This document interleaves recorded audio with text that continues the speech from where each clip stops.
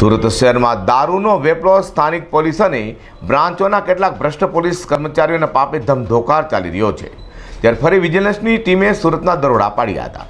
Dabholi Singanpor police પથકની હદમાંથી state monitoring સેલની ટીમે દારૂના જથ્થા સાથે 4ને ઝડપી પાડ્યા છે। સુરતમાં બુટલેગરો કેટલાક ભ્રષ્ટ પોલીસ કર્મચારીઓ સાથે મળી દારૂબંધીના સરેઆમ ધજગરા ઉડાડે છે।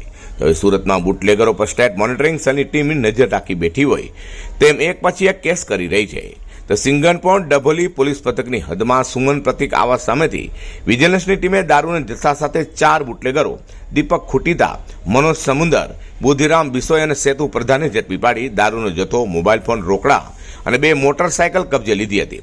જ્યારે ભાગી છૂટેલા બુટલેગરો નીલુદાસ માલિયા, રાજુ ગુડ્ડા, નટુ ગૌરીનો કારીગર તથા ગૌરીબેન ભાગી છૂટતા તેનો વોન્ટેડ જાહેર કર્યા છે। હાલ તો તમામ વિરુદ્ધ સ્ટેટ મોનિટરિંગ સેલની ટીમે ડભોલી સિંગણપોર પોલીસ પથકમાં ફરિયાદ નોંધાવી છે। અઝર કુર્સી સાથે હર્ષદ સેટા।